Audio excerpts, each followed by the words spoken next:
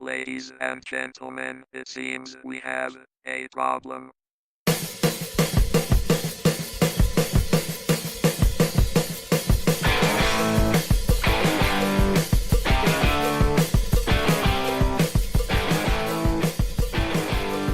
Ladies and gentlemen, boys and girls, welcome to the TopSpeed.com podcast.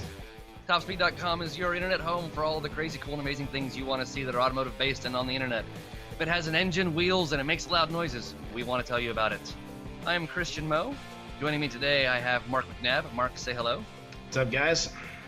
Now, normally this is where Justin comes in, but Justin is a hateful man and nobody likes him, and he's decided to take a vacation.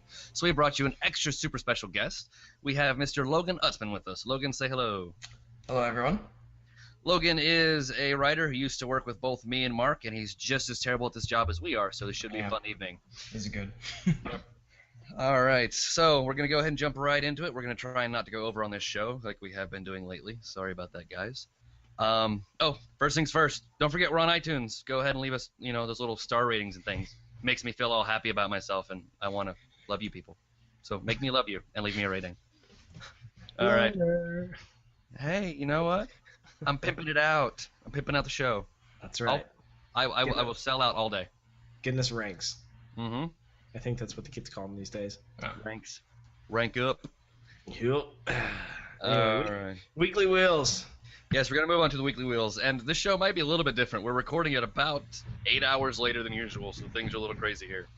Let's go ahead and we're going to start with Mark. Mark is driving a car that I drove a little while ago. He has the Lexus ES 350. And what do you think about it, Mark? Oh, the Lexus ES 350. Oh, dear. Okay, well, we had that show. I think it was like the fourth podcast we did. You had talked about the 350, and you said, I hated the car until I figured out what it is. I kept playing that back in my head the whole time I had this car. And you just hated it? And I kept thinking, not really, Okay, my number one biggest complaint about the car, hands down, was the front seat. I could not get comfortable. I don't know what it was. I adjusted every which way. Telescope steering wheel, everything.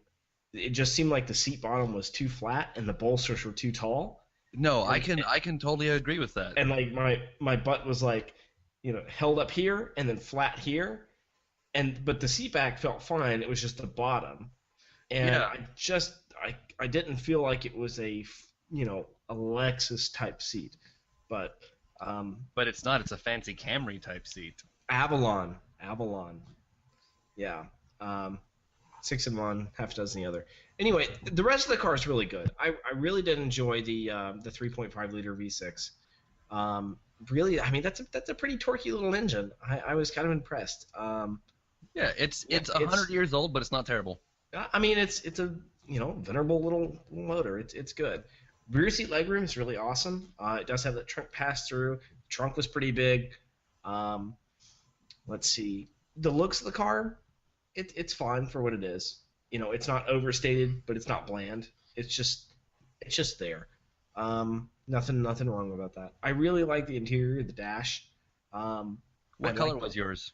The outside was silver. The interior was black. It had the kind of the mild color bamboo wooden trim. So I had the wood steering wheel, the wood dash inserts, and everything like that. I really did like the mouse. Thing on the center console to control. It's weird, but I kind of dig it. Yeah, it's different. You'll never find that in another car, it seems like. But I like how I was worried about it at first until I realized it snapped into buttons. Yeah, I kind of compared it to like one of those crazy little Ouija board things. I've never done one, but it's just like I can imagine that's what it is. It's like it just kind of shows you where to go. So if an option is blocked out, you can't do navigation from that particular screen, it won't allow you to go over that. So it kind of limits your options, helps you keep your eyes on the road versus trying to, small dexterity in a little screen, which, by the way, was my other complaint with the car. The information system, or the navigation, just seemed like it was about 10 years old. I think it is. Yeah. It just I was recently in a Toyota Sienna, and the navigation system, which they're all Toyota navigation systems. The graphics that was what made it seem old, wasn't it? Yeah, it's like the graphics were just like DOS compared. Yeah, It was like literally, DOS they're compared to literally 10 years 4K. old. Exactly. Yeah. Yeah. I mean, 4K is like the next big thing in resolution. It was You like know, that comparing to like Windows 98. that car is so dated. It really is, and like the engine's not direct injected. I don't think it is. I don't think. No, it's pretty much the standard. It does have the variable valve timing, but Oh, that's, ooh. I know, right? that's God, Logan, I miss you. no. Variable valve timing is the thing that you would write down in a car review when you couldn't figure out anything else to say about the car. Like, it's got variable valve timing. Ooh, VVTI, intelligent variable valve timing. I know, right? There's little munchkins in the car saying, "Oh, let's change it now." No, but that's been my biggest gripe of Toyotas as of late is because all their componentry is sure they're incredibly reliable and they're great value and they have good warranties and they're gonna last you. They're very dependable and they're turnkey appliances, but everything in there is so dated. It's just, Yeah, I would agree. But otherwise, I did like the car. I mean, it drove well enough. It handled well enough. But honestly, I kept thinking of like my older family members, and I kept thinking, would they like this car? And the answer I kept getting is no, because Really? yeah, it doesn't ride like a fat Buick. It doesn't. It's not squishy. It's not, as comfortable as I think it should be. I mean, these are the folks that are used to like the velour seats with like 4 inches of padding. well, I don't Ugh. what gets me is that car is so out of character for the rest of Lexus's brand image as of right now. Because you look at the IS, you look at the GS, and they have like the F Sport cars, and they have the new commercials and the new ad campaigns with like the like the thrilling version of Lexus, and then you still have the ES, which is you're like, oh yeah, that car is still for sale. Well, because the advertising is just to get people in there. So, like, Yeah, it is, but when Grandma is interested in cars, she asks her car grandson, "What should I look at?" And he goes, "Oh, I know you like comfortable cars, but Lexus looks awesome right now." And then she just goes and buys the ES like she was going to anyways. But that got people into the door. That made Junior Hoonigan tell his grandmother to look at Lexus. That's very true. We need to coin that term. Yeah. That's our market. But I mean, and two, I mean, who is buying this car? It's someone who has money, because obviously my tester was fitted with just about everything besides the glass roof, the 18-inch wheels, came to $44,000. I mean, yeah. I think there's a lot better options for way cheaper. I mean, even for the to church and back on Sunday morning and to the grocery store once a week type folk. But I mean, that's not to hate on Lexus. I know they make good products, but I just feel like the ES just kind of misses the mark. No, that's okay. That's totally fair. Like I said, I hated it for a long time, but yeah, when I don't feel good and I'm tired and I just want to get to where I'm going, I was like, okay, thank you, Lexus, for being so boring and soft. I can't even agree with that, actually. I did dislike the seat, though. It took me like 3 days to get the seat into a semi-comfortable position. That seat bottom is terrible. Yeah. I mean, just, an extra inch or two of padding, and the car might be worth $44,000. But then you just spend $3 on padding on the seat, and it would be fine. So that's Lexus hates asses. And apparently I'm being one to Lexus right now for downing them. Lexus, Mark loves you, apparently. Don't worry about it. I hope. All right, let's go ahead and move on to something that's far more enjoyable and way more up my alley. Mr. Logan wants to talk to us about something that goes ka-clunkety and burns some oil. Oh yes. Okay. So even though I'm not receiving press cars as of late, I do like to drive cars that I've never driven before. And the past weekend, I got to experience for the very first time a Volkswagen TDI engine. Ooh. Yes. And it wasn't brand new. It was used. It was on a Audi A3. Very nice. So that's a 2-liter, right? It's 2-liter TDI. Yes, the 2-liter TDI. I want to say it's probably about a 2010 because I believe the owner is still under lease, so it's probably about a 2010, 2011. I think it had about 30,000 miles on it. So Oh my God, my TDI is a 2010, and I have 87,000 on mine. well, this is in Miami, so it's a city car. It doesn't Oh, drive okay. doesn't drive long distances. And So it's it a was lease, so if he had 87,000 miles on it, he would have bought it twice by now. I was gonna say, Christian, you must leave yours on a treadmill or a driveway or something. Like, how do you have so many miles on it? so I just turn on the e-brake and just spin the front tires all day. No wonder you need tires. no. So let's see. It was an automatic. I believe that would be a 6-speed. I would hope. Yep. Christian. Okay, cool. It was a 6-speed 5-door A3 TDI. I gotta say, the steering on that car was phenomenal. I mean, it was not like phenomenal, but for like a city car, this is like one of the best city cars I've ever driven. It's clearly not it's clearly not a dragon tamer. It's not an autocross killer because it's heavy. It's a heavy premium car, but the interior fit and finish, there were some little bit cheap bits here and there, and it did have a large number of warning lights on for the tire pressure monitoring system. So but it started right up for being so used, and it did have that which is really cool sound. Well, The thing that got me the most was the throttle tip in, which was kind of weird. really? Well, because it kind of, I think they're drive-by-wire. I would assume they're drive-by-wire by now. I think that was 2011. So it kind of it has like I think when the operating temperature is a little cooler, it'll kind of judder and then hesitate, and then it like almost feels like it fell on its face for like maybe half a second. And then it picked up. Part of that is also the turbo. They've done really good about getting rid of the turbo lag in those engines, but yeah, when mine is cold, there's a pronounced amount of lag from when you hit the pedal to when you really get that thrust of torque. Yeah. So I'd probably just chalk it up to that's what it was. It was a very smooth shifting automatic. Like I said, the steering had a pretty perfect weight for a city car, and it was very very comfortable. The seats were comfortable, and I was very impressed. Like I don't really like Audis. I think they're too expensive, and I think you might as well just buy a Volkswagen if you're going to buy something like that. But Agreed. The A3, when it's the previous generation, not the current generation. I think the current generation is stupid. The previous generation, the hatchback, that car made a lot of sense. It really did. I don't know the MSRP on this vehicle. I'm assuming it's probably expensive. I think the TDI version of the A3 around 2011, you could only get it with the automatic and only with front wheel drive, and the options were sort of limited. I think like 36.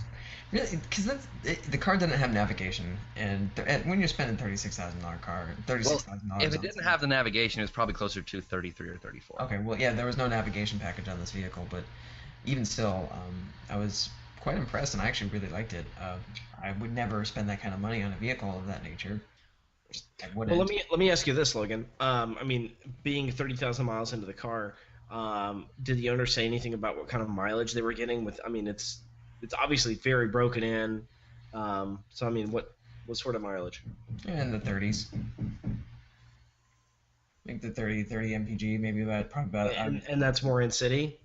Yeah, I haven't. The last time I spoke to him about this, we also got into a discussion about vegetable oil conversions, which was more interesting than miles per gallon. So, but no, I think he's getting about 28, between 28 and 35. But it's a typical TDI. Say 35 sounds more like if I am just doing pure city stop and go driving and I spend a lot of time stopped, 35 is closer to what I get. But again, I'm in a manual and I'm in a much smaller car. Yeah. Your vehicle is lighter and it's a manual transmission. Yeah, I think I'm like 500 pounds lighter or something. Like it's a huge difference between my car and yours is still a 2-door, right? It's because it's not the actual wagon. It's just a hatchback. So I'm missing like 3 feet of car. Gotcha. Yeah. Well, I mean, that TDI is famous for getting almost 50 miles a gallon on the highway, so that's why I asked. Yeah. On the highway, of course, but this is like purely a city car. But even still, it has held up for this long period of time for being such a used car. I would have expected the interior to be in shambles, but they're very well made. They really are. That's one thing I love about my Golf. Like I said, I have 87,000 miles on my Golf now, and I have one rattle, and it's only when the car is cold. Well, that's good. Yeah, it's my headlight switch. It's a plastic drum inside of a plastic ring, and when it's cold and the plastics have separated a little bit, that drum rattles inside that ring just slightly. And it's just slightly enough that if you just lay up and lay your finger against it, it stops. I would stuff something up in there and try to take care of it. I thought about it, but then I'm like, I'm going to ruin something because I'm an idiot. Catch something on fire. Yeah.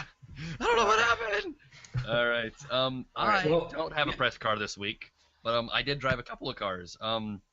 As some of you guys may have known. We are very envious of you right now, by the way. Yes. As some of you guys may have known if you're paying attention to the Twattersphere and all that sort of stuff, I was in Texas for the last couple of days. In fact, I left Texas this morning at about 5 a.m. So that's what these are at my energy drink. So yeah, I was with Cooper Tires and I was doing testing on their new tires.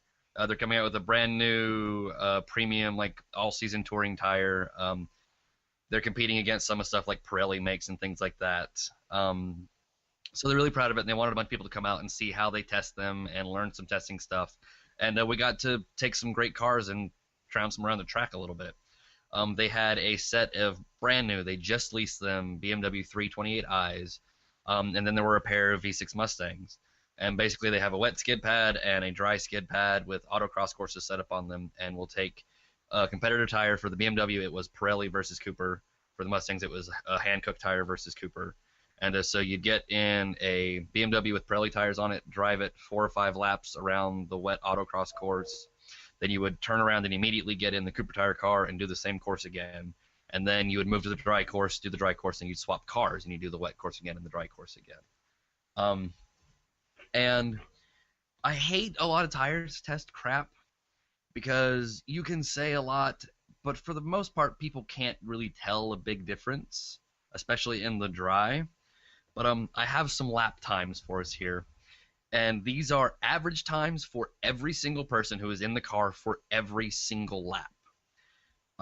In the dry, there wasn't that big of a difference. The BMWs, the BMWs were 2% faster on Cooper tires for every driver than they were on the Pirellis, and the Mustangs were 4% faster around the track on the dry than on the hand-cooked tires. The wet was where the big difference made, and I haven't finished doing all the math for the Mustangs yet.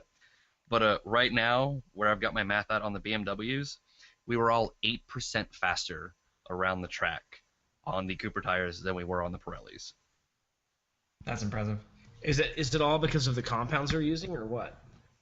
They've done about 1,000 things to this tire. From the way their tread pattern is designed to special pieces they built into the tread pattern, I think there are 6 different patented items in this tire now. Wow. Yeah, and they are targeting actually the performance of some of Michelin's highest rated stuff. The problem is they said is Michelin has a new tire coming out soon and they can't get a hold of them to bring those in for us to test, and they know that their tire is far better than the old Michelin tire, so they didn't want to bring in a tire that was going to really underperform. If we're all doing 10 to 20 seconds a lap better on the new tire than we are the old tire, then it's obvious that they've stacked the deck. So he's like, we wanted the new Michelin tires. We couldn't get them. They're not out yet. We couldn't get a hold of them. So this is a Pirelli tire. He said they're one of the ones that they put standard on a couple of the cars that Audi makes. I think he might have said the S5 maybe or something. But they're the Pirelli P7 high-performance all-season tire is what we were comparing against. And, yeah, an 8% difference in the wet. So really cool. I'm curious if price points were unveiled to you at this gathering. We didn't get exact pricing, but he said the price is only like 25 cents more on MSRP than last year's CS4, which is their best-selling tire they've ever made. So they have this whole new tire that they're replacing their best-selling tire with ever, and they've managed to not increase the price. That's pretty good. They said it has 4 times the amount of silica in the compound. They've added a bunch of new patented features to the tire, stuff like that, and we did everything we could to make sure we kept that price equal. Yeah. Now, are these made inside the United States? Yes. Almost. They have 2 or 3 plants in the U.S. and they've got a plant in China and they've got a couple in Europe. But all of the CS5s are being made here in the U.S. Cool. And all the testing was done here in the U.S. and all the engineering is done here in the U.S. Cool. It's a very American-based manufacturing process. I know that Cooper kind of wasn't that great of a brand a few years ago. Are they trying to push to get bigger? Like, how is the company structured in doing that sort of thing? Actually, they have grown by leaps and bounds. They're actually the 5th largest tire maker in the U.S. now. Wow. And they actually now have their first OE contract. Really? Yes, they are now OE on the top trim Ford Focuses. So the Ford Focus SE and Titanium now come standard with Cooper tires. Really? Okay. Yep, it's their first OE contract. But as much as the tires are cool, I've got a bunch of pieces to write, and I'm going to cover it on the next podcast. I want to talk about that freaking BMW. Because this was the first time I've been in the brand new generation 328i with that new 2-liter turbo. Yeah. That is a sweet-ass engine. Holy crap, that car is fantastic. Man. First things first, the steering is utter shit. It's electric, isn't it? Yes, and it's terrible. Like, the amount of driver detachment from last generation to this generation is awful. But the suspension setup is still perfect, and the balance is still perfect. And except for that stupid-ass shifter they use on their automatic transmission, the thing shifts great, super smooth, and that engine just revs for days, tons of power, no lag. It was awesome. I just don't understand how BMW can be like the ultimate driving machine, have all this great stuff about their car, and then the main aspect of the driving experience, the steering wheel, just doesn't live up. I mean, how does it pass? Gas mileage. It really is. It's all fuel mileage. That's all electric steering pumps are useful for, is increasing your fuel mileage so you can meet CAFE standards and get a very high CAFE standard. That's all it is. Yeah, but that and here's the worst part about it, and it's annoying, but yes, for all counts and purposes, pretty much the new BMW 3 Series is worse than the old one. It just is. But it's still better than all the competitors. All BMW 3 Series have been worse since the E30. The E30 was the plateau, and then they all just got progressively worse. Hey, I don't know. I really dig the E90 M3 with that V8. That's I spent a lot of time in that car, and I like that a lot. Doesn't hold a candle to a 1987 325 IS. Well, Just a little bit of rust. The E46 for me is The rust, it has to be. Yeah, no, I really dig the E46. I'm a little bit with Mark on this one. I honestly have spent a good amount of time with an E46, and I've never been able to make friends with an E46. Okay, well that's fair, but this is my podcast, so you're wrong. Logan, don't feel bad, man. It happens to Justin and me all the time, man. It's cool. But yeah, it's really hilarious though. Yeah, but it is really hilarious because you get in this car, and you're like, this is not nearly as good as the old one. It just isn't. But then you look at the competitors, and it's not the other competitors are bad. Like the A4 is a great car, and the C-Class for Mercedes is a great car. The BMW is just freaking better, even though they're making it more terrible every year. The other people still just can't beat them. I don't know. Well, it's almost like that's what happened. Is BMW went, meh, that'll work. Whatever. It's not like we're going to be worse than anybody else. The whole deal with all the modern day German entry level, the aspirational luxury vehicles like the A3, the I love the air quotes. Well, because aspirational luxury vehicle is an insult. It's like, oh well, you couldn't afford the A6, the A8, but sorry, here's an A3, here's an A4. You want to look rich, okay? Exactly. But what was the MSRP on that 328? We didn't get sticker prices on those. I mean, I can probably get them, and I'll email them and see if I get them. No, you'd be able to pull them up, and they're gonna be close to the 50s.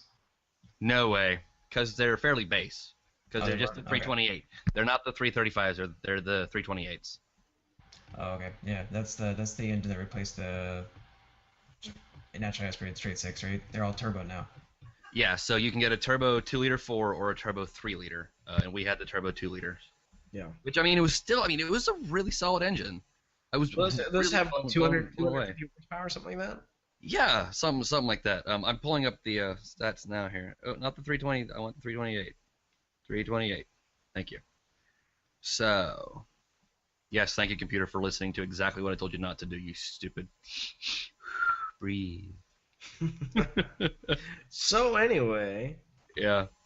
So let's see. We have the MSRP. Yes, 240 horsepower. MSRP is 37.3.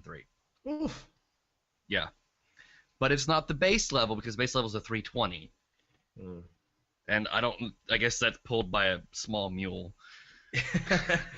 Little gerbils under there being like, I kind of want a gerbil-powered German. 9!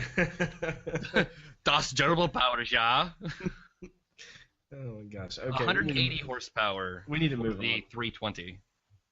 So. Wow, that's sad. All right. Yeah. No, what was really terrible about the cars is the Mustangs there. The moment I got out of the first Mustang, I went straight over to the PR guy and I'm like, "How old is this car? How long have you owned it?" I mean, it was terrible. And he's like, "Oh, they're not ours. We pulled them from a rental fleet." Ooh. And I'm like, so that explains why my 300 horsepower V6 feels like 103 horsepower V6. Holy That car lives its life hurtling towards red line, and with its rear tire speed tripling the front tire speed. Oh, like those cars were so low on power. On the wet skid pad, I would, like, with the car parked, stand on the gas pedal, it will not brake. In wet? On a wet skid pad. I'm on a 14-acre pile of asphalt with a 1/4 inch of water sitting on it, and the tires would not brake just standing on the throttle. Well, those Cooper tires were good stuff then, huh? Wouldn't do it for any of the tires. Oh my The Mustangs were gosh. that terribly low on power. Wow. I mean, it sounds like they just hadn't had their maintenance done. Yeah, Holy- I wish I would have looked at the odometer to see how many miles were on it, but I was like, this feels like it's dead. All right. Anyways, let's go ahead and let's move on to some actual news. Speaking of dead, though. Yeah, speaking of dead. Ooh, that was an incredible Segue. segue. SRT. But The yeah, Mustang- so we're what going to a- start with the Chrysler's 5-year plan, which has lots of news. And yeah, let's start Lots with of- the fact they're killing the SRT name because Lots of death. death Death and and death. destruction. Well, but lots of life too. Yes, because they're merging. This is, Well, see my no, hand I'm gesture? thinking the Wagoneer and the Alfieri, which are coming up in a few Oh, seconds. okay, yeah. Okay. So Life. basically, you got to read the article because that's where all the news is at, and we're just gonna try to summarize it. So don't, if we say something wrong, don't kill us because we're human too, and it's late. Anyway, so apparently, what Chrysler's wanting to do, or they are going to do, is take SRT and merge it back into Dodge, which it was at one point in time, but now it's its own separate division. Now they're going to bring it back into the fold, so it's going to be the Dodge Viper. It's going to be the Dodge Charger SRT8 instead of the SRT Charger. or Charger with a Hemi. I don't know what they call it, but I mean, like all of the SRT vehicles are now going to be basically re-haloed under the Dodge brand name. Hey, Mark. Like, yeah. 10 minutes ago, I thought this was a stupid idea. But after hearing us try to explain what has actually happened, I'm like, you know what? This is probably a really smart idea because we don't even know what the hell SRT is as a brand. I know. Like the other week, I was trying to do an article on Dodge, when the new Challenger and Charger came out, and I'm like, where are the SRT8s on the Dodge website? I couldn't find it. I was getting mad. I was like, okay. So I Googled it, SRT8 Dodge Charger, and it came up under the SRT website, and I'm like, oh, makes sense now. And I totally didn't. I didn't even realize they weren't even on the same website. So maybe it is a good idea. It still sounds stupid though, because they spent so much money and time promoting this SRT brand. Like, yeah, never mind. But I don't know that that's going to be wasted really, because the average Joe who doesn't really know the industry news about it, the SRT promotion that's been going on, maybe that they're going to think, oh, that's a division of Dodge, which it is. So they're going to think Lexus F Sport, Toyota TRD, things like that. So, kind of like V. Hopefully that association will still be there. It'll still be good, but it won't be its own thing. Yeah, I guess so. I mean, I hate to see them do so much, because they did. They pumped a ton of money into SRT as it was. And, like, Ralph Gilles is one of the best people you could ever spend some time talking to. Obviously, I don't think he's going to go anywhere, but it's weird to see his sort of baby be pulled out from under him. Yeah. Well, no, he has a job secured. He's still CEO of Dodge Motorsports, but he is going to be Senior Vice President of Product Design. Which he was that of SRT. Yeah, so I think he's still going to get a lot of say in whatever it is he's doing, but This, you know what? It's all paperwork. That's probably what this is. yeah, it's just a big shakeup. But I do have to say, besides the killing off of SRT or the folding in or whatever you want to call it, I mean, I couldn't imagine the amount of board meetings and emails sent. Because if you look at all the stuff that's happening in Chrysler in the next 5 years, they've got it all laid out. And I'm really surprised they came to market with all of this. I mean, it's a lot of news, and it's almost hard to digest how much is going on. But back to the SRT stuff, looks like the Dart, once it gets its refresh back or up in 2016, that is going to be back in the SRT. So we're kind of getting a neon SRT4 replacement. So that's the thing is it going to be great like the SRT4 Neon, or is it going to be terrible like the SRT4 Caliber? Well, let's not hope the Caliber, because it was the Caliber is a dog of a car anyway. Were the rumors debunked about the all-wheel drive that it's going to be turboed and all-wheel drive and go after the WRXs? I don't think anything's confirmed really in any way. They're all just speculation. But if Chrysler were to pull something off where they decided, okay, let's finally put all-wheel drive in a subcompact and take it after the WRX. If this vehicle was priced at maybe the same price or a little less than the WRX, about 25 to 30 grand, I really do think people would start to pick this thing up, and it would pick up just like how the SRT4 picked up the original Neon. Yeah. Look, I mean, that car has a violent following. Yeah, it's following of people who are just so. The first one, when it first came out, it was about 21, 22 was the price point for that vehicle. It headed directly at the SRT, it headed directly at the WRX, the RSX Type S, and you remember the Caliber and the oddly enough the Ion Redline, which I personally really, really liked that car. I thought that was amazing. I don't know why nobody bought one, but that was Did when you ever drive one? No, I've never driven one, but I can lie. They look cool though, right? No, they do. They look really cool. They have maybe that's why they didn't buy one. I like how the all the instruments and the gauges are in the center, and I like that. What I really liked is because it was a Saturn, and as Mark knows, we used to when Mark and I used to do other podcasts back in college days, I would talk about my love affair with Saturn. That was around the time when Saturn actually was axed. Yeah, Saturn and Subaru for you, Logan, were your things. All right, are we well, like here's my thing about them making an all-wheel drive version of this car though. We're good, man. Yeah. So like here's my thing about the all-wheel drive version of this is it made sense before when they were still using this as a global rallycross car, and they cut that program out this year. They pulled out a global rallycross. So since they're not making an all-wheel drive racing version of this car, it makes zero sense for them to spend the money to try and make a production version of one. What I mean, they could still enter global rallycross again. It's not like it's season by season, and right. But and it's clear the SRT version of the Dart will not be coming out until about 2016. Yeah, so they could easily re-enter global rallycross, and I think they pulled out of global rallycross because of budgeting, and also because of just maybe because they knew about the 5-year plan and they thought, okay, marketing wise, let's pull the car out, upset some people, and then make them happy again. Maybe. Remember, you can't have darkness without the dawn. Right.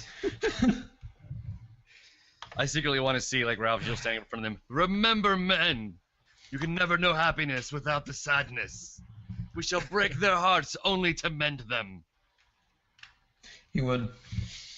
Well, he is a pretty epic guy like that. So, anyway, right. so, I mean, there's more news here though. I'm going to talk about Dodge.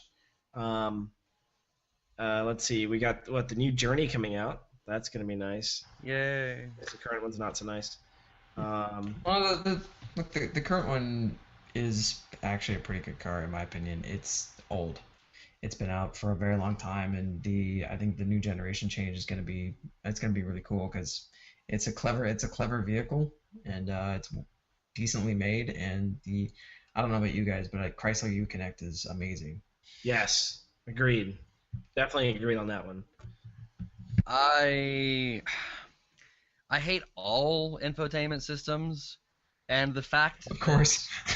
the It's fact not that the TDI. 8.4 is the best does like Uconnect 8.4 is probably one of the best. That doesn't make it good. Does that make sense? Well, out of Yeah. all the ones that I've put my fingers on, the Uconnect works the best. Right, but that doesn't mean it works great. It just works better than everyone else's terrible, terrible system. It's like BMW. I mean, it might be a sucky car, but it's better than the It's still better competition. than every. Well, no. That's different because the BMW is good. It's just not as good as it used to be. Yeah, but it's better than the competition. Right? All infotainment's bad. This one is just not as bad. Just save your money and don't buy it. No, I like the Uconnect. I spent a week with one here recently in the Dodge Durango, the new 2014. I liked it. It worked well. It never did anything that I didn't like it to not do. I mean, it was fun. It is responsive, which is nice because like the systems that Jag uses, the system in my Volkswagen, like you touch the screen, you can count to 3, and then something happens. Yeah, I couldn't stand that. It's nuts. The system, the Jaguar systems are appalling. Yeah. But no, I agree with Mark. The Dodge Uconnect is easily the best infotainment system on the market right now, and it's accessible, and it's also, I think, mostly based off of a consumer product. It's mostly based on Garmin's interface, so it's obviously reliable and it works. So I think that the new Journey shows promise, but the whole thing about the Journey and the whole thing about that segment in that market is why buy a Journey when you can just buy a Grand Caravan for cheaper and have more space. But Because the Grand Caravan's a minivan. Exactly. and it's dead. The Grand Caravan is going the way of the Pinto and is dying. After its many year run, and it's basically the ignition to all of the minivan craze. Chrysler is now going to be carrying the minivan thing with the Town and Country. So no more Dodge Caravan because Dodge is now a sporty brand. We're all full of air quotes tonight, people. I think that needs to be the title of today's show. It's air quotes. No, it's hell yeah, we're 10. Well, so do you think So so? Yeah. Well, if the Town and Country has to carry the minivan torch, and of course everybody thinks so, minivan, Grand Caravan, or Grand Caravan or the Town and Country, that means that they're going to have to come out. Chrysler is going to have to come out with different trim levels for the Town and Country if they still want to be competitive, because the Town and Country was more expensive and it had more amenities than the Grand Caravan. The Grand Caravan made so much sense. Yes, I would totally agree with you on this. I've got a Town and Country. I'm sorry, I've got one sitting in my driveway right now. It's a press car. $35,000 for this car. It does have a lot of stuff. It's got the infotainment, it's got the navigator, the DVD in the back and stuff. But I mean, that's a lot of money for like a family car. Yeah, but you can blow a lot more. Go price like a Honda Odyssey or the Toyota. I know. Crap. I know, but I mean, The Odysseys and the Siennas are the options of those vehicles are so expensive, and the exterior on those cars are they're huge. Yeah, you can Too blow big. you can blow I think almost 50 grand on the Sienna. yeah, it's ridiculous. But at the same time, like, you know, how many people are going to do that? Really, I'm looking for like a $25,000 Grand Caravan replacement, and I think Chrysler, they need to come out with that model. They're going to have some sort of a trim package, down a little bit lower, maybe cut a little options. That way, it's more accessible to kind of replace the Grand Caravan in that market segment. Yeah, I think what Sergio Marchionne should have done is kill off the Town and Country and just made multiple trim levels of the Grand Caravan and one that was really nice, because the Grand Caravan is the name. That has so much weight to it. And then you don't have to make a cheap Chrysler.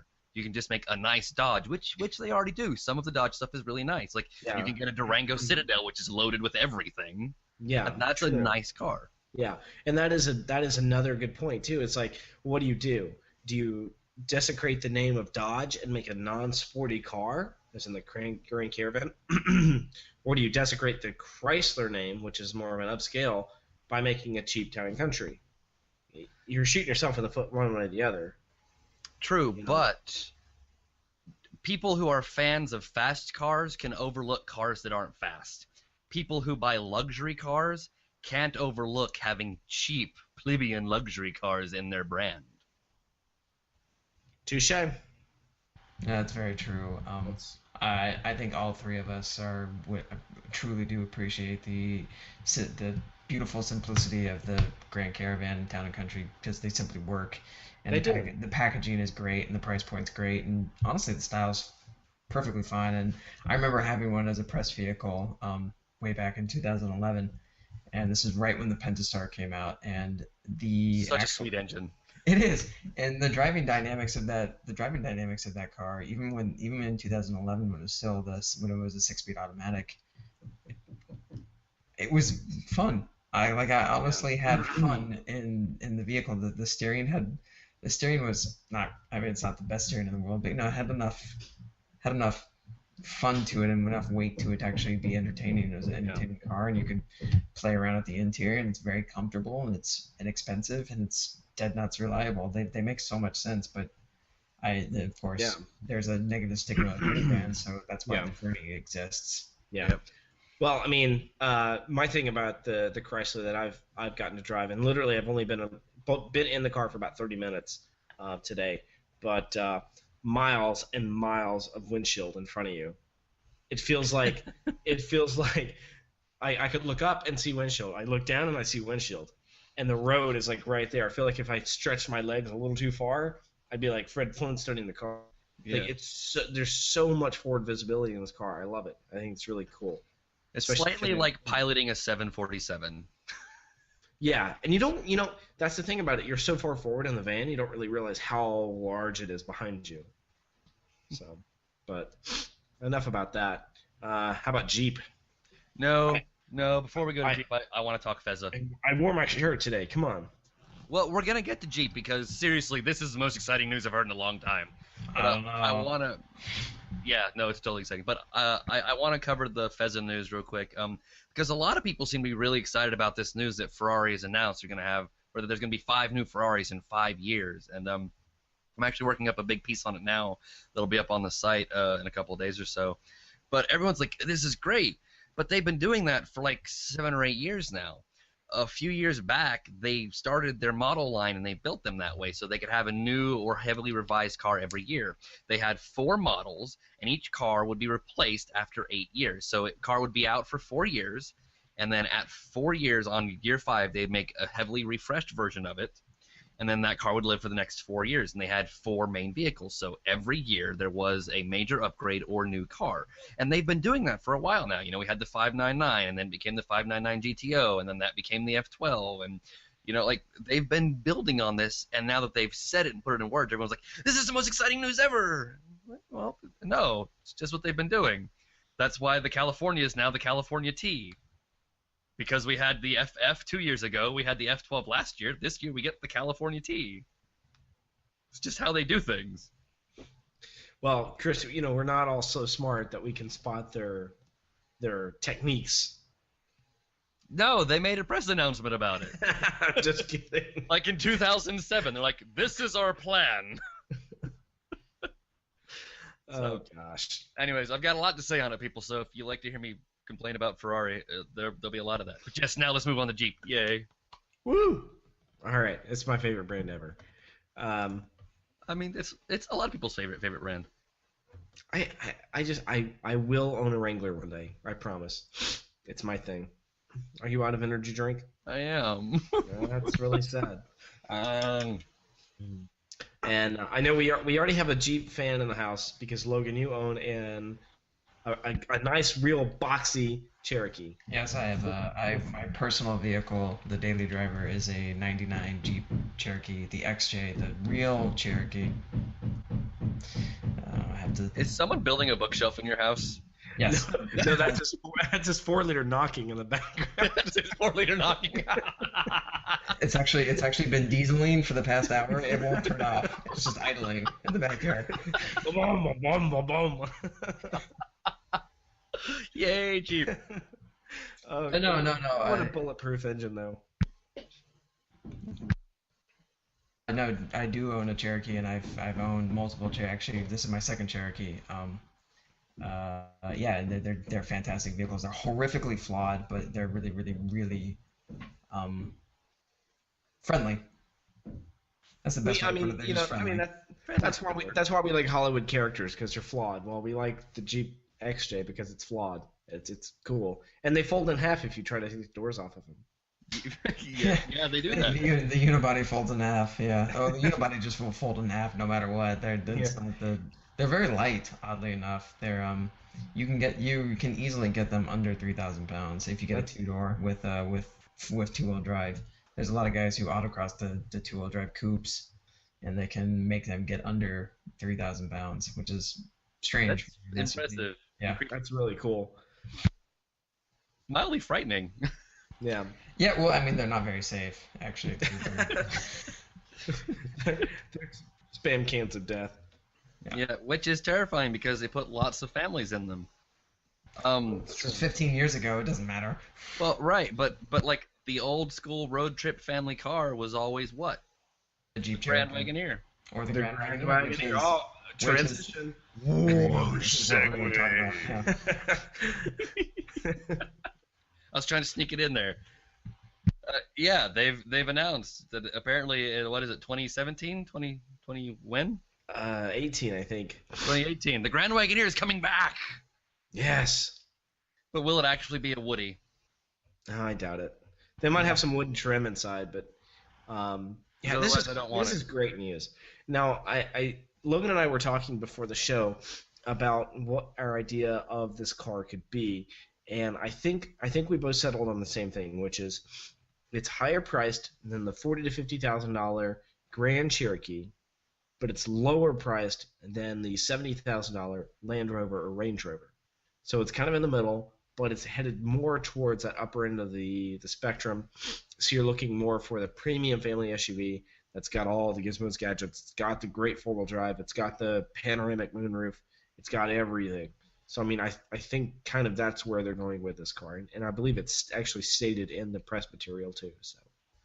Really? Because I was thinking that what they were actually going to try and do is use this as a way to push some cheaper Grand Cherokees.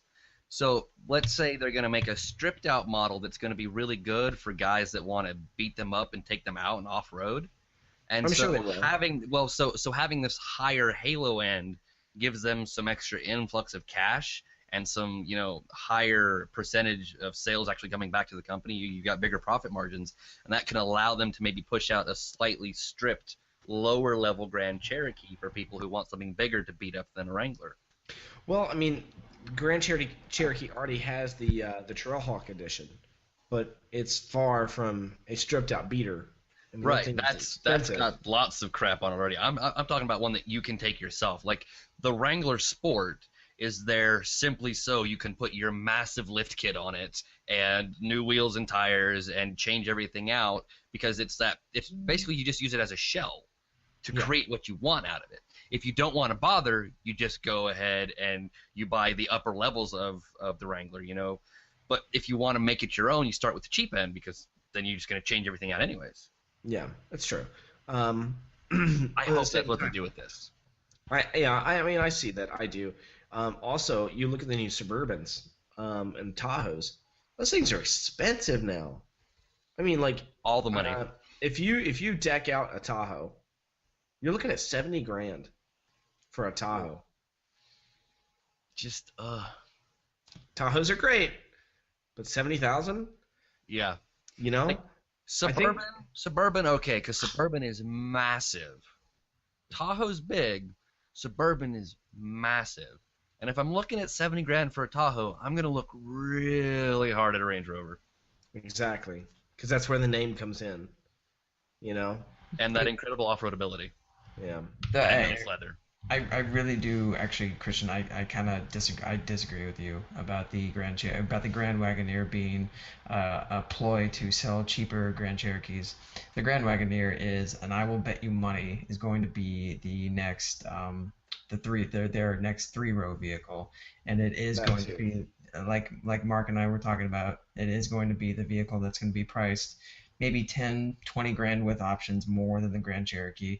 It's going to have a lot more safety features. It's going to be on a stretched wheelbase of the Grand Cherokee platform. So you're And thinking maybe like an Escalade ESV competitor? Yeah. ooh, not that, maybe perhaps not that large, but probably it's going to go straight up against the LX4 or LX5. What's the big Lexus?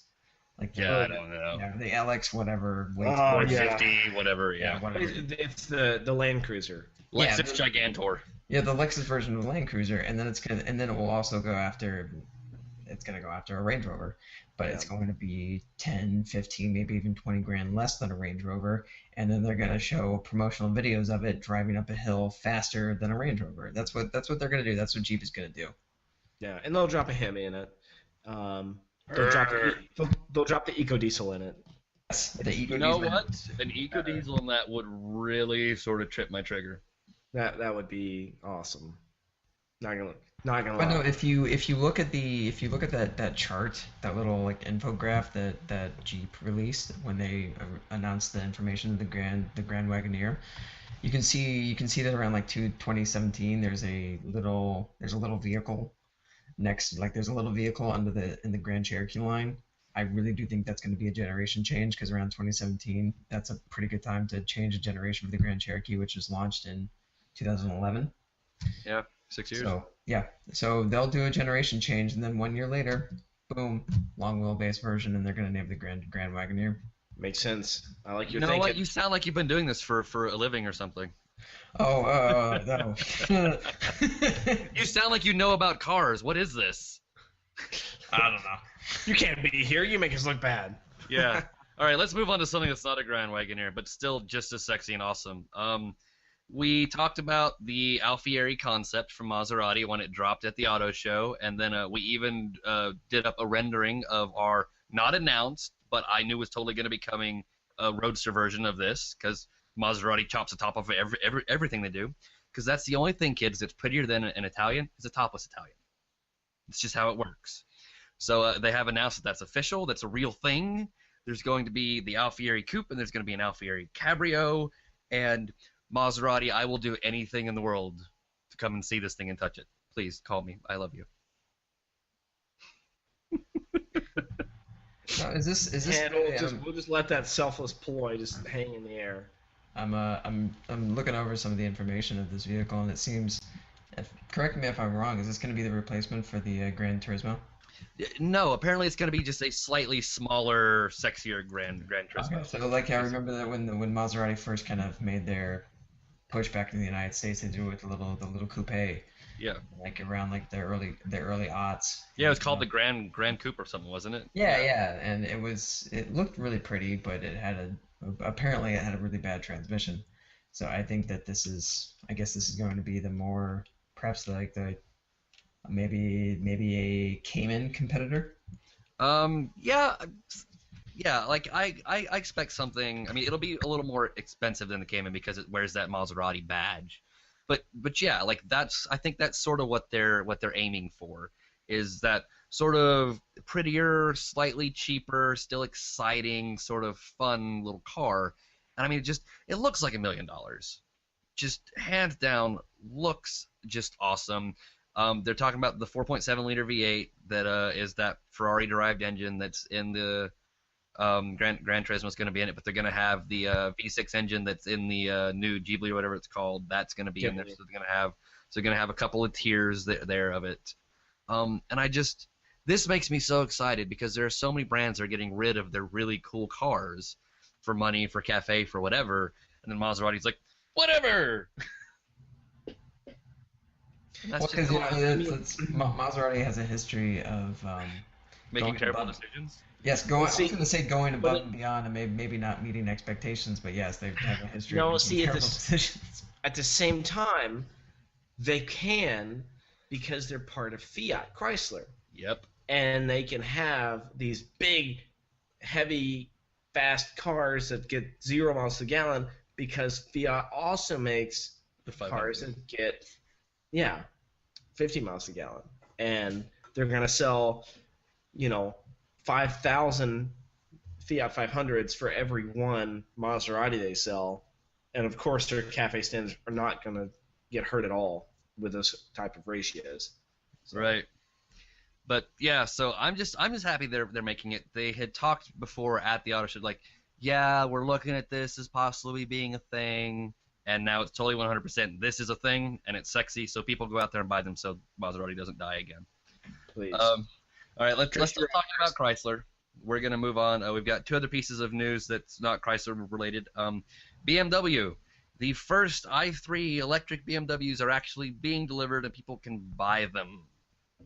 That is true. I wrote this piece. It's just basically it's just hey, by the way, they're for sale now. There's not really big news about the car itself. It's just that they're starting to be delivered. I mean, the car is cool. It's interesting.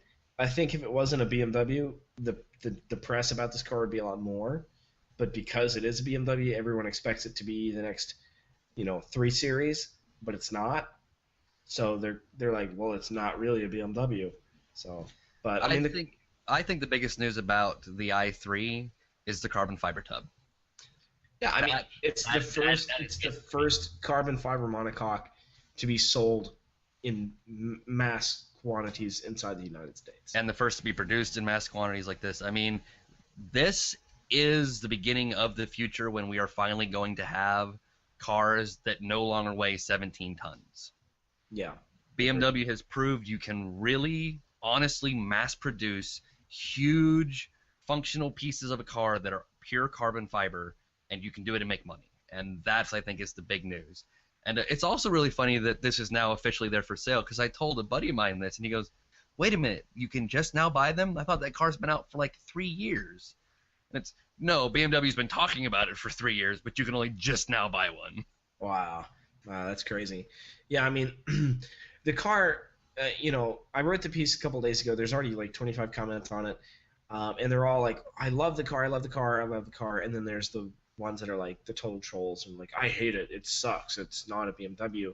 I mean, I get both sides of it, but I think it is going to be good for BMW's image to have this sort of city car, earth-friendly, air quote, car that, it's obviously going to help their cafe standing, hands down. So is the i8, which is an awesome car.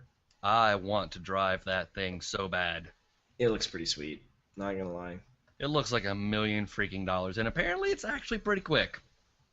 Yeah, that's what I'm hearing. So, kind of excited about it. Hoping that things work out with that car. I'd love to see it. Do you think they keep any at the build plant in Spartanburg where they make the X5 and X6? No. Because I'm like, I can like hop a fence or something and just swipe one for a few days, right? I mean, that wasn't on the air.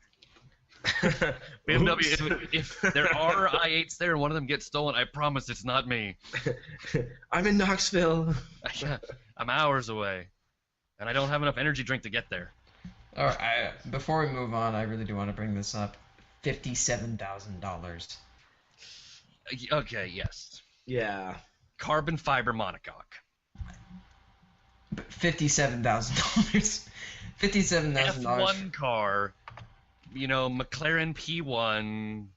Yes, Carbon fiber monocoque. it's incredible because they're mass producing a carbon fiber monocoque, but For $57,000. for $57,000 for a car that won't is the size of a shoe. I don't know if you guys have ever seen one in person, but They're like Yeah. this big. but during Art Basel Art Basel 2013 here in Miami, BMW used them to shuttle artists back and forth from Miami Beach to Wynwood, and you could see them driving around. It was a really cool idea for marketing for reasons, but that kind of honestly makes the point clear of what this vehicle is. It's a novelty.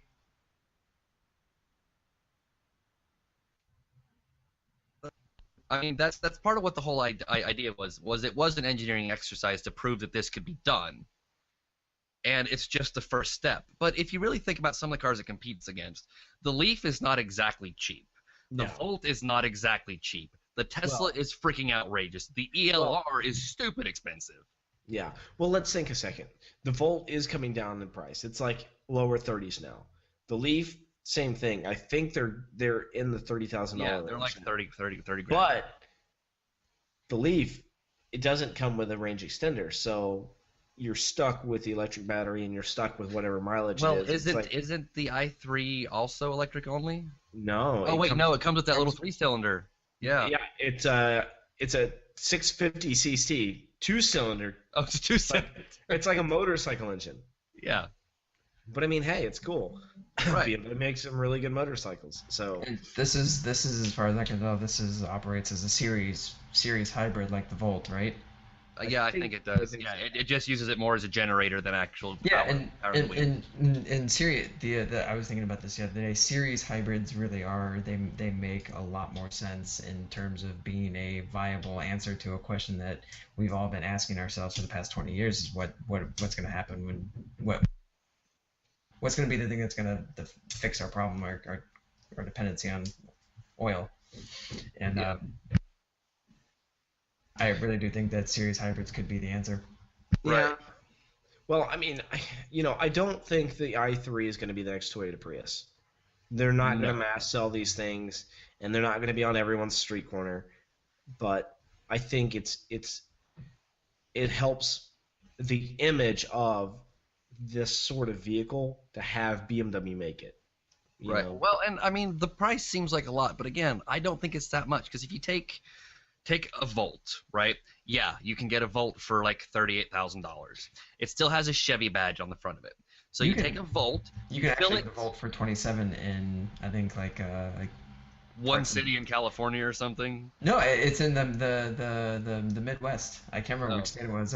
But yeah, you can get Right, one for but there's 20. lots of I crap just involved wanna- with I that. just want to throw that. Right, but the basic thing is the car's what, like 42 grand, and there's like a $5,000 tax rebate or whatever, so it's like 38.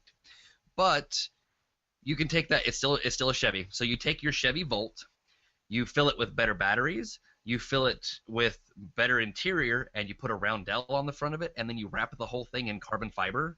And 55 grand doesn't actually sound like that terrible of a price.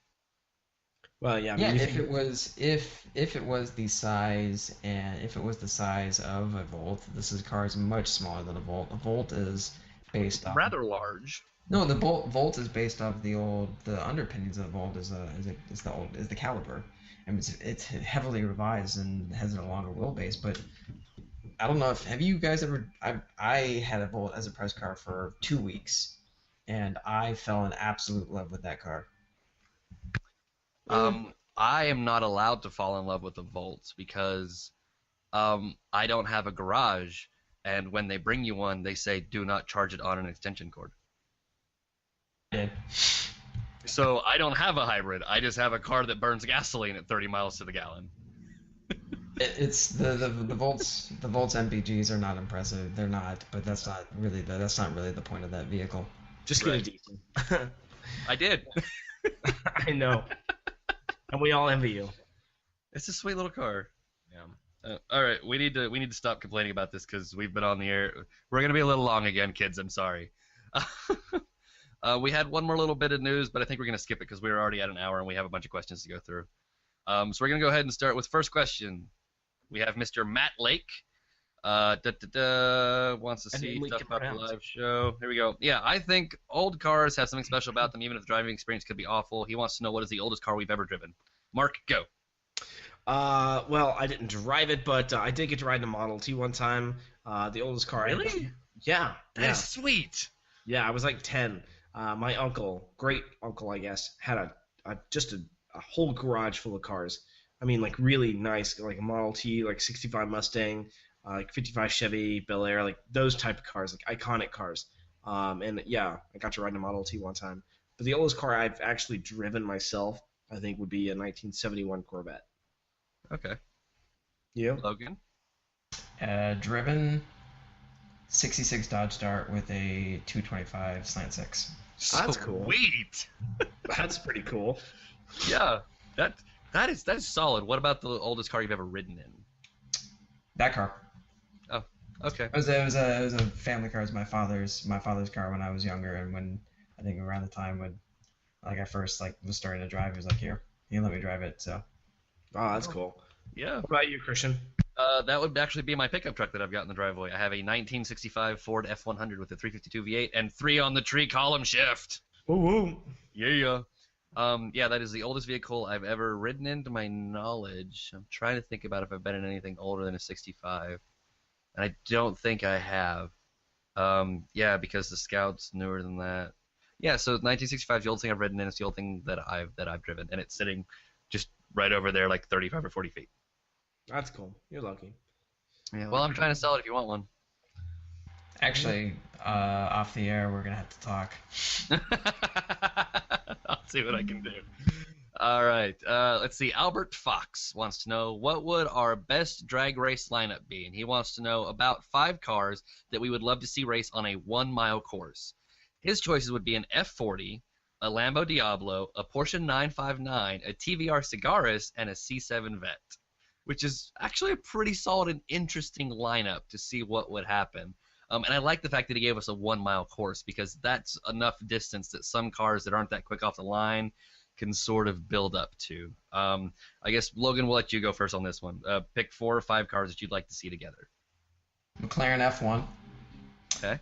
Bugatti Veyron, because Okay. I want to see that race again. And then Jaguar XJ220. And oddly enough, I really like Mr. Albert Fox's suggestion of the 959. I love the hell out of a 959. It's that car is so amazing, but sometimes you forget about it. I hate to say that, but I do forget about that car sometimes. Oh, well, I'm a Porsche guy. I never forget. You probably have pictures of it on your wall somewhere. No, let's see. No, I've got M3. I've got a chopped up Yamaha motorcycle. I've got a decked out Mercedes, and then I've got the Aston Martin DB5. I have no Porsches on the wall. Do I have a model car of a Porsche? No, I don't even have a Matchbox car of a Porsche up there. Well, anyway. Yeah. And you call yourself a Porsche guy. Well, I've got Porsche models, but they're in the other room. I just don't have anything hanging up on that wall. Blah, blah, blah, blah, blah, blah, blah, blah. I'll go get them, man. You know what? I have one in the driveway. I've got a key to a Porsche, so that wins. Okay, you suck. All right. I would also love to see the 959, and I would actually like to see a procession of Porsche speed to see how the cars have progressed. I would like to see an original 911 turbo. I would like to see a 959. I would like to see the Carrera GT, and I'd like to see a modern 911 Turbo S, and then the new 918 all line up, blast down for a mile, and actually see what the big difference is and how things have grown. Because I think technically the 959 has a higher top speed than the Turbo S does today. It does. Really? And it's closing in on, because I think the 918, they said it's what, like 214 miles an hour or something? Dadgum. I believe so. And the Yeah, that 959 is like 199 or 202. That would be, I think Porsche should take this idea and run with it, because I just want to see this on video. To do all of that, the classic iron, and just race them, I think we would be great pilots for these cars. I What do you mean, guys think? we do work for a website called TopSpeed. TopSpeed. Well, Logan doesn't, but he's our friend and our guest, so he can come as well. He'll be there. But We'll let him get us coffee. in the 959. No, that one's mine. At least in Actually, Turbo I S. think I'd like to be in the original 911 Turbo. That would be the 930 with the 4-speed and the affinity for killing murder. well, yeah, but it's a drag race, so I don't have to be murdered. Oh, it'll find a way to kill you.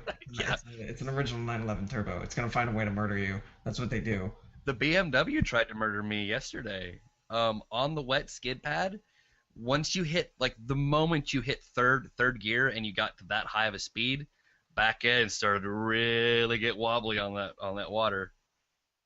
Yeah, it was almost the instant you hit third gear, because that was right about like 72 miles an hour or something. And once you get about that fast on that just lake of water, it's like, oh hey, this is scary. I couldn't imagine driving 70 on a skid pad of a half inch of water. Yeah, it's the best thing in the world. Oh my gosh. The Cooper guys are crazy. I love them, and I want to go back like every weekend. All right, let's see. Thomas Beretta. I love the creativity you guys have when it comes to destroying stuff. On the same note, what are two cars you would love to see crash into each other head on at full speed? I'm going to go first on this one. Okay, so I love the P1. The McLaren is a great car. I just want to see how that monocoque acts when it smashes into a Bugatti Veyron at like 200 miles an hour. Is that twisted? Yes, but it's awesome. A little bit, but it'd be a nice carbon fiber explosion. I want, like, they would have to be like 1,000 frame a second cameras and just Mythbuster style, just. Yeah. Oh, that'd be so amazing. Could you imagine? But I'd also go into a depressive coma afterwards. No, we'll use the Bugatti Veyron that the guy crashed into the water, because everyone's seen that video. You know, where he hit a seagull. Yeah. And that then was my favorite video of like 2010. And then there were the pictures of like the fat tow truck driver like pulling up out of the creek or whatever. Yeah, it was depressing. But yeah, that and the P1, I think, just to see what the carbon fiber does. Okay, no, solid. All right, Logan. Bugatti Veyron again, crashing into a 59 Cadillac. Ouch. That? You know that Cadillac is just going to explode, and the Veyron's just going to drive right through it. No, the Cadillac's It's going to be the exact opposite.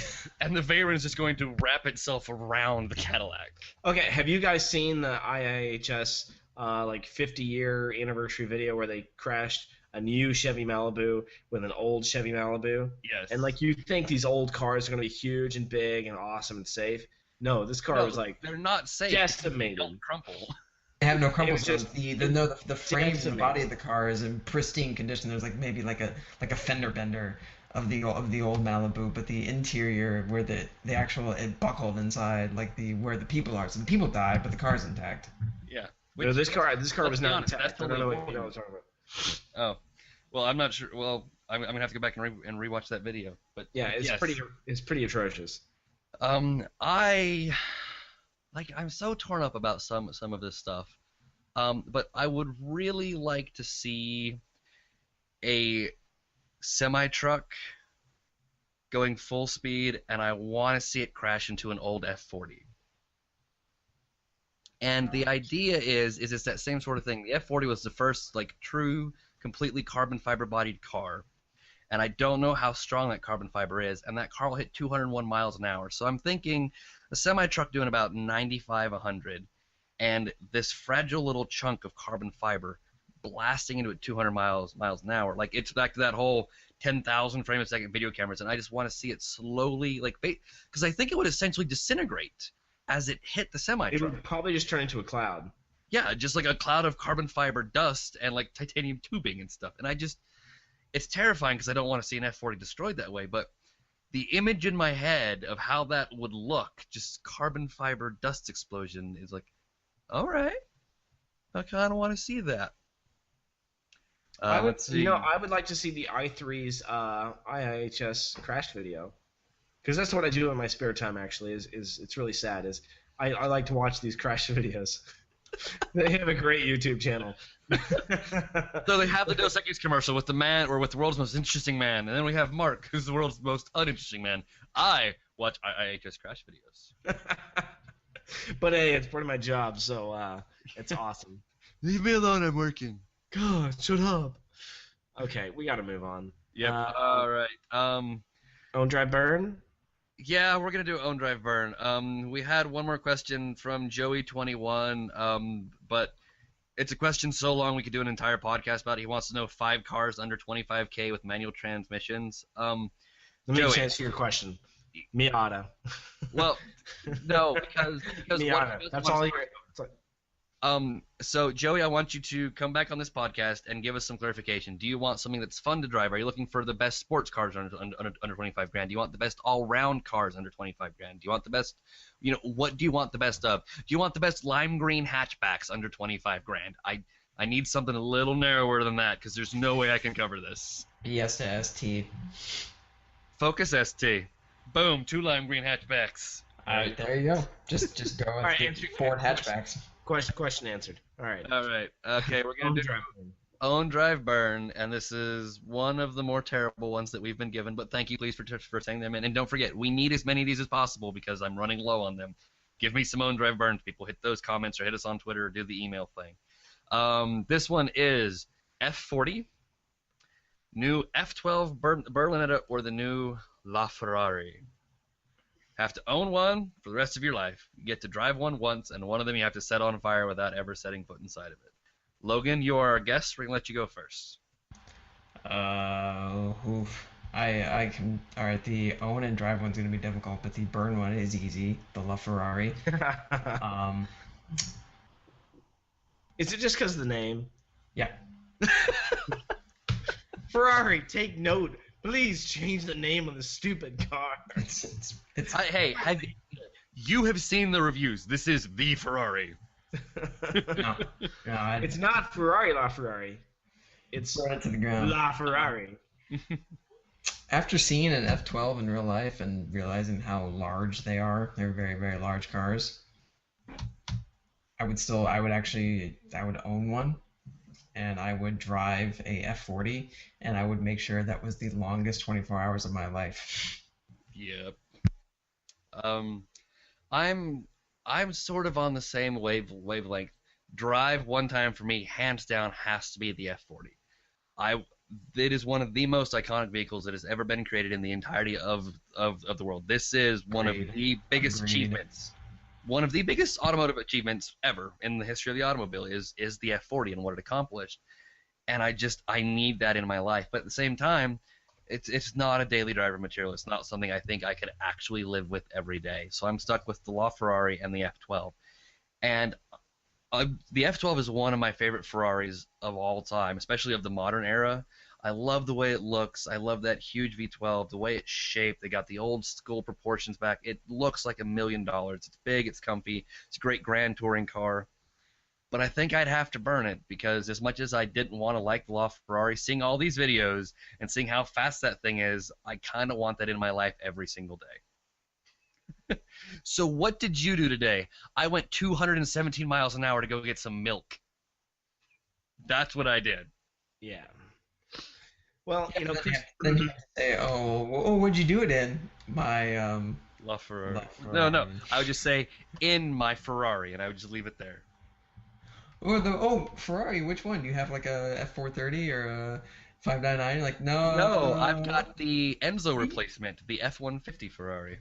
See, I can dance around that name all day. Yeah, all it is a name on a badge. Just say I went 200 miles an hour today, my F-150. And everyone's like, man, what kind of truck is that? I have had an F-150 at ludicrous speeds before. Oh gosh. Like 140 ludicrous. That's pretty nuts. I imagine that would get kind of squirrely after 110. Kind of thought I was gonna die. Yeah, well. I did 80 in my Jeep today, and I thought I was gonna die. Death wobble. Oh man, the whole thing thought I was gonna fall apart. All right, Mark, go. Okay, I'm kind of in the same boat. All this technology on this car, I'd have to own the LaFerrari. As much as I hate the name, I'm just gonna call it the F-150, and just go with that. I guess the same reason I would kind of own. Well, okay. If I own the LaFerrari, I would drive the F40 once and then burn the F12. Yeah, I mean God, this is such a terrible one because it's like 3 really good cars. One has a terrible name, but they're 3 beautiful, incredibly well made, incredibly fast pieces of automotive pornography. So, thank you for being a huge jerk and sending this in to us. But we do appreciate getting it. We do appreciate getting it. The next week's is even worse. We have Corvettes. Uh-oh. I think my answer to own, drive, burn is I'm just gonna kill myself. Screw the rules, I'll take them all. Yeah. I'm not gonna burn any of them. I'm just gonna end my own self. Unless it's like an early model C4. No. Yeah, remember Crossfire injection? Yeah, that was great. Yeah, that was only 2 years. 82 and 84. It's the only 2 years they did that. Anyways, thank you, ladies and gentlemen, for joining us on this wonderful Thursday show. We want to send a huge shout out and a huge thank you to Mr. Logan Utsman for joining us, spending his wonderful evening, yes, hanging out with a bunch of idiots like us. But he's a pure hoon. If you ever get to meet him, you probably won't like him, but he's a great guy anyways. Well, and just to be clear too, we all three go kind of way far back. So we're good friends, generally off the air. Yeah, well, Most we tolerate each other at least. Yeah. I have a feeling this is not going to be the only time you'll see my face. No, probably not. Sounds Logan, like someone's gonna haunt your dreams. Every night, Logan, every night. But yes, we want to say thank you, Logan. It's been an absolute pleasure. We want to say thank you to everyone who's listening to us, and if you're watching on the video podcast, want to wave hello, say thank you for watching us.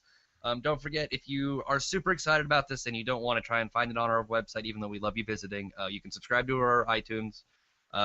Just go to iTunes, search for TopSpeed Podcast. We have links in all the podcast descriptions on the videos and in the written posts, so you can always we're find on it YouTube. there. Yep, we're on YouTube. You can subscribe to YouTube. You can subscribe to the iTunes posts. You can always find us on the website. If you want to get a hold of us, please use the comments below. You can use the comments on the YouTube, or you can use the comments on the post. Obviously, we have a Twitter. You can find us at TopSpeed Podcast, so it's really easy. If you want to send us an email, again, really easy. It's just podcast@TopSpeed.com. I am Christian Moe. You can find me at Moford. That's Moeferd.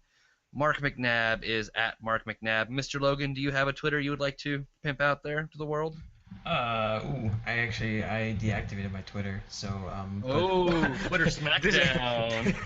Disclaimer for the world: Logan is like anti-social media, so we understand. It's okay. I use Twitter. I do. Call Logan on his Motorola Brick.